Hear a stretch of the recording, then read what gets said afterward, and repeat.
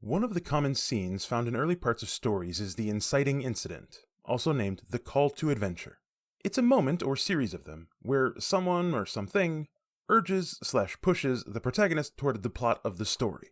It's the drawing of the main character to their potential greatness, away from the old mundanity of life and into a new wondrous direction. We tend to lean into these moments of various tales because we wish someone would invade our lives with a similar call, to get us out of our seeming drudgery of life. After this call to adventure, though, the stories often show some barrier to accepting the call.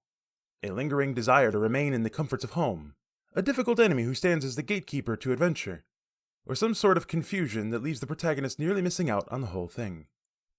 It's that latter barrier which comes up in our true story found in our passage for this sermon, 1 Samuel chapter 3, verses 1 to 21. In our series through the book of Samuel, both 1st and 2nd Samuel, which I've called A Song of Failures and Hope, we've witnessed the extraordinary circumstances surrounding the birth of the book's namesake, as well as the everyday life of the young man as he grew up serving in the tabernacle of God. All the while, we've watched the downfall of the aging priest Eli. He may have had a role in the life of Samuel, but because of Eli's preference for his sinful sons over the worship of God, word had already come to the priest about God's judgment for both him and his sons.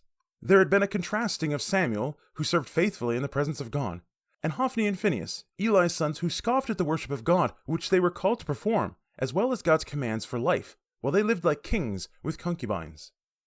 And while the pair of brothers were destined to death, Samuel is destined to something greater, to life of greater service to God, but only if he answers the call. A call which he, at first, confuses as coming from another. 1 Samuel chapter 3, verses 1 to 10. Now the young man Samuel was ministering to the Lord under Eli, and the word of the Lord was rare in those days. There was no frequent vision. At that time Eli, whose eyesight had begun to grow dim, so that he could not see, was lying down in his own place. The lamp of God had not yet gone out, and Samuel was lying down in the temple of the Lord, where the ark of God was. Then the Lord called Samuel, and he said, "Here I am." And he ran to Eli and said, "Here I am, for you called me." But he said, "I did not call you. Lie down again." So he went and lay down. And the Lord called again, "Samuel." And Samuel arose and went to Eli, and he said, "Here I am, for you called me." And he said, "I did not call you, my son. Lie down again." Now Samuel did not yet know the Lord, and the word of the Lord had not yet been revealed to him. And the Lord called to Samuel again a third time. And he arose and went to Eli, and he said, "Here I am, for you called me." Then Eli perceived that the Lord was calling the young man. Therefore Eli said to Samuel, "Go lie down, and if he calls you again, you shall say, 'Speak, Lord, for your servant hears.'" So Samuel went and lay down in his place. And the Lord came and stood, calling as at other times, "Samuel, Samuel." And Samuel said, "Speak, for your servant hears." We get a little bit of setup in the first few verses. Again, there's a reminder that Samuel served in the tabernacle of God under Eli.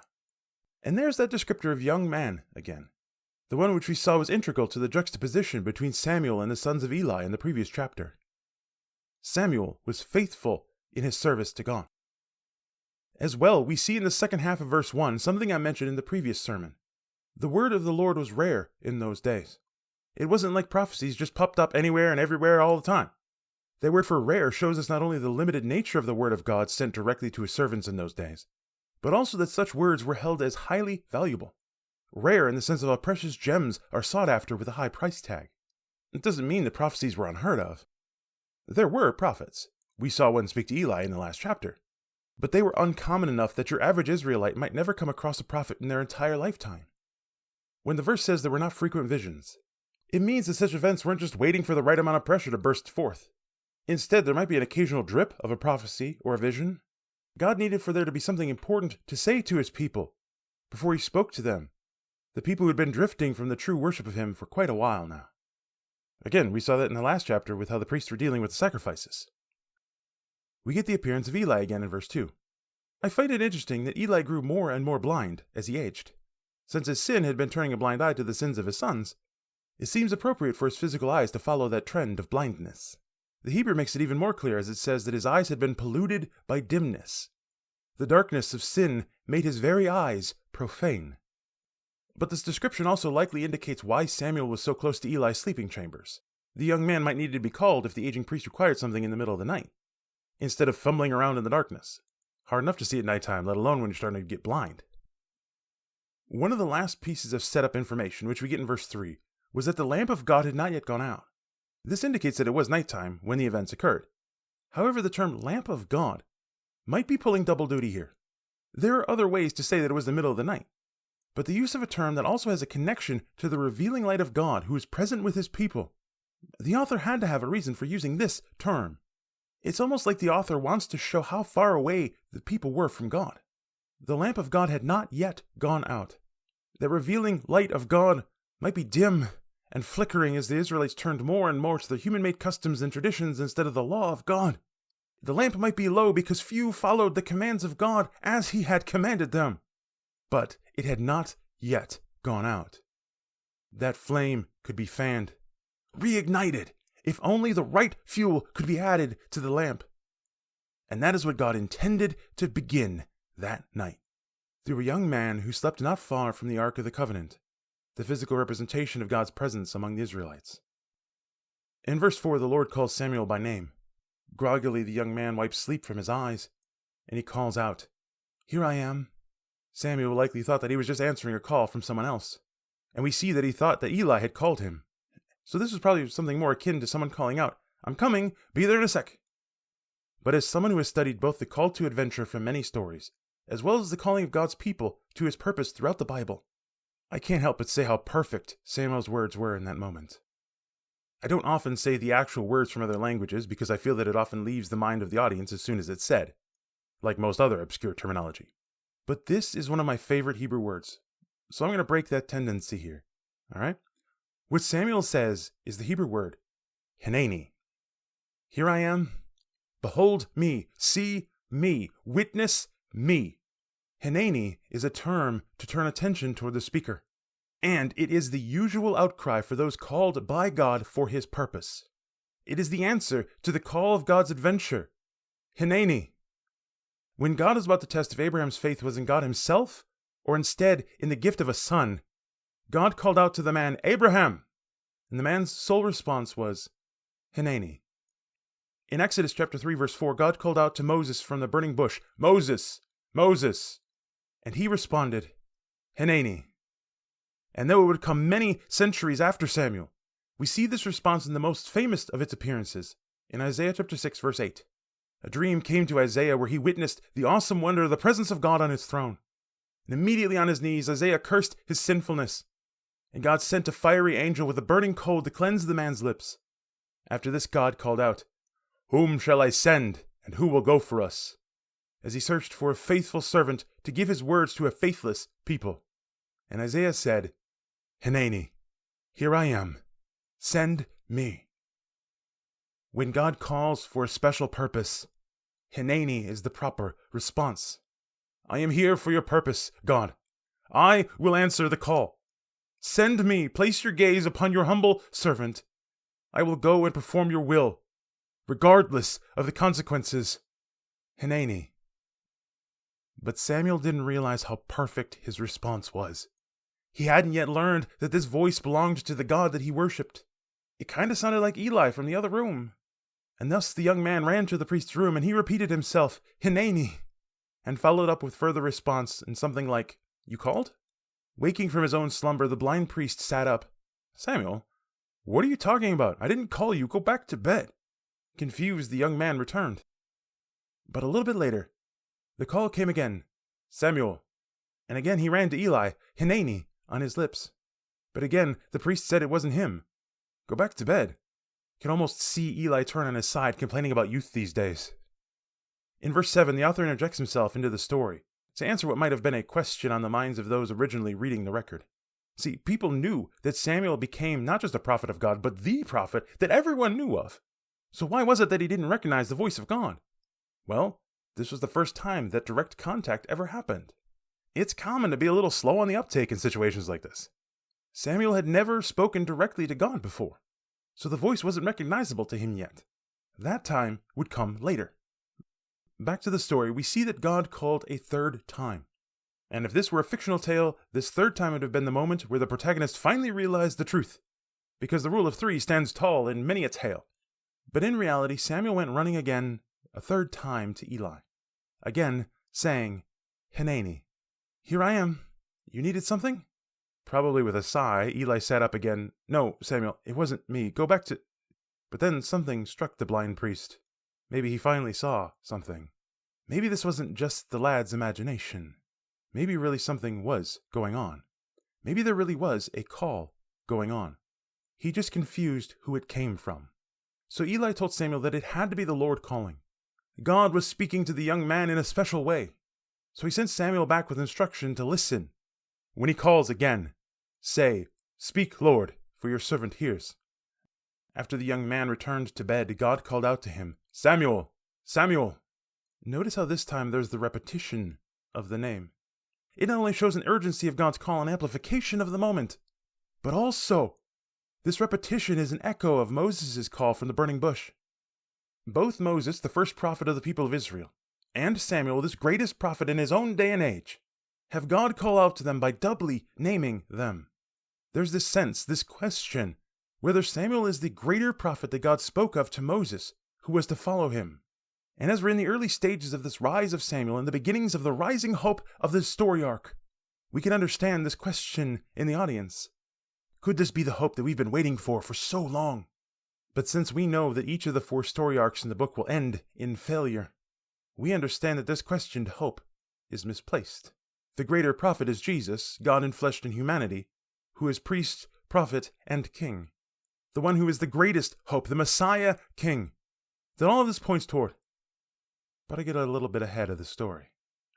Samuel finally knows that this is God calling him, and he answers almost exactly as Eli told him. "Speak, for your servant hears." And in the humble answer of a servant, Samuel listens to what God calls him to. This first prophecy sounds like a smaller one in the grand scheme of things. Part of it had already been told from a similar prophecy. But not only would it be the first proof of the call of Samuel as a prophet of God, but also indicates something far greater to happen. A promise of God working. 1 Samuel chapter 3, verses 11 to 14. Then the Lord said to Samuel, "Behold, I am about to do a thing in Israel, at which the 2 ears of everyone who hears it will tingle. On that day I will fulfill against Eli all that I have spoken concerning his house, from beginning to end. And I declare to him that I am about to punish his house forever, for the iniquity that he knew, because his sons were blaspheming God, and he did not restrain them. Therefore I swear to the house of Eli, that the iniquity of Eli's house shall not be atoned for by sacrifice or offering forever." I absolutely love God's first word to Samuel once the call has been answered, because it's an echo of Hineni. It's the command version of the word, Hene. It's almost like God says, "I see you. I see you, my humble servant. I see that you are willing. So, I ask for you to see what I have to tell you." That little nod of approval at the answer to the call. God lets Samuel in on a little bit of his plan. He's about to do something unlike anything that's happened in Israel up to this point. And he's about to do it through Samuel. This young man, this humble servant, will be an agent of God in this progressing story of restoration among God's people. Evil has had its reign, but it will be thrown down as God's plan begins to reveal itself. A plan which we know ends with Jesus. Word of this work of God will resound in the ears of those who hear it like a gong being sounded in their presence. This won't just be done in secret in some tiny corner of the world. No, this work cannot be hidden, and will not just happen and then be forgotten quickly. No, the reverberations of this work will resound far beyond the moment of impact. God has a plan. His work that he's been bringing to fruition since the foundations of the earth were laid. And though it would go far beyond Samuel's time, and yet because he bowed as a humble servant, the prophet will have a role to play in this plan of God. What the role is and what exactly the work of God is are not yet revealed to him. But some of it will be revealed through Samuel. And so as not to leave the prophet without proof of his words, God gives Samuel a sign for the beginning of this prophecy. At that time, God will bring about the punishment against Eli that he had promised in the previous chapter. A second prophecy about the punishment of Eli's house because of the sins of Eli's sons, and his refusal to rebuke them from the beginning. Their blasphemy will be punished, and there will be no atonement for those unrepentant men. It's unlikely that Eli told Samuel anything about that other prophet's words. So this is the first that the young man has heard of this punishment. Sure, he'd seen the sins of Hophni and Phinehas, but he didn't know all the rest of this. Therefore, It is unsurprising that this amazing incident incited a little bit of trepidation in him, especially since Eli knew that God had called Samuel that night. What would Eli say about the only thing that the young prophet could actually tell him? 1 Samuel chapter 3, verses 15 to 18. Samuel lay until morning. Then he opened the doors of the house of the Lord, and Samuel was afraid to tell the vision to Eli. But Eli called Samuel and said, "Samuel, my son." And he said, "Here I am." And Eli said, "What is it that he told you? Do not hide it from me. May God do to you and more also, if you hide anything from me of all that he told you." So Samuel told him everything, and hid nothing from him. And he said, "It is the Lord. Let him do what seems good to him." Yeah, Samuel did what every young person who doesn't want to get in trouble for what happened does. He went about his regular chores, hoping that if he remained silent and as invisible as he possibly could, the adult who knew better would just forget. He opened the doors to the building in which the Ark of the Covenant and his tabernacle stood, and did whatever else his regular life entailed. But when the voice of Eli resounded, and it was indeed Eli's voice this time, "Samuel! Samuel, where are you, Samuel?" Likely the answer to Eli's call was a little bit slower this time, and came after a long sigh. But the response once again came. "Hineni."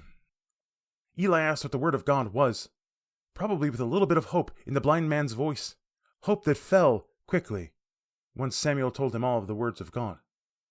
Though it does seem that Samuel was a little bit reluctant to give the whole truth at first, because Eli told him not to hide anything, even cursing the young man to the same punishment if he hid anything. So Samuel told the whole truth, prophesied the whole thing, and Eli's response shows us that he had accepted the punishment of God with dignity. He knew immediately that the words were from God. It is the Lord. Indeed, the words had to come from him. Let him do what is good in his eyes. The aging priest knows that he can't stand in the way of God's plans. That work will happen whether we stand beside him or in front of him, and it's better not to get run over in the process. But also notice that Eli mentions what is good in God's eyes. Yeah, I think that's a subtle hint at Eli's acceptance at God's work. The God who sees, who saw the sins of Eli's sons and brings justice instead of the blind eye that Eli turned from their blasphemy. Eli had failed. He'd allowed sin to go on without justice. But God's restoration of his people goes on despite that evil. And now, despite Eli. His story arc draws near a close as Samuel's story rises in new hope. Hope that, for now, seems to be well placed. 1 Samuel chapter 3, verses 19 to 21. And Samuel grew, and the Lord was with him, and let none of his words fall to the ground. And all Israel from Dan to Beersheba knew that Samuel was established as a prophet of the Lord. And the Lord appeared again at Shiloh, for the Lord revealed himself to Samuel at Shiloh by the word of the Lord. Samuel grew. The young man became a prophet whose words could be trusted to always be true, a prophet known by all. The phrase "from Dan to Beersheba" means the entirety of Israel. It'd be like an American saying that someone was known from coast to coast. While previously many could go their whole lives without hearing about a prophet, they now all had heard about God's prophet in Shiloh. You could go see him if you wanted to, because you know right where he is. And the same was true of God himself. Verse 21 says that the Lord again appeared at Shiloh. Though the ark had long been kept there, it had been like God was silent, like he'd abandoned that box of gold-covered wood. But now he appeared again there. His power was present in a way that had not been for so long. That lamp of God that once had flickered dimly now raged with an intensity that drew people to him. And it all happened because it was God's plan. What? You want me to say that it was all because a humble servant answered the call of God, saying Hineni? No. God's plan will happen, regardless of the faithfulness or faithlessness of human beings. But it is so much better for us when we humbly answer his call and obey his voice. God's presence will be found where his servants hear and obey. I gotta repeat that one. God's presence will be found where his servants hear and obey. So the question is, can God be found where we live? When God calls us to live in line with his plan, when he calls us to live lives that stand in stark contrast to the sinful world around us, when he calls us to fan the flame of God's worship so that all can see him because of us, when God calls us to proclaim his judgment for all who refuse to repent from their sinful ways, what will be our response? Will we continue thinking that the voice of God is but a voice of a human? Will we miss out on the call because we fail to recognize the voice of God? Or will we answer God's call to adventure with the proper response? Hineni. It's not going to be easy. The road of adventure never is. Some of us want to run and hide away from the call, keep our heads down and continue about our own business because we think that the people who need to hear God's words won't like them. But the fact of the matter is that God's plan will go on with or without us. And if we refuse to speak, if we turn a blind eye to the sins of the people, then the punishment of Eli might just be what curses us as well. When we turn a blind eye to the sins of others for so long without reprimanding them, without calling them out for their sin, then dimness, the darkness of sin will pollute our eyes as well. Continuing to turn a blind eye will leave us blind to sin, and then everything else that is a part of God's plan. It is better for us in the long run to stand shoulder to shoulder with the work of God than it is to get in its way, because God's work of restoration will continue regardless of the evil deeds of humanity. And I, for one, would rather not get in God's way, get run over by it.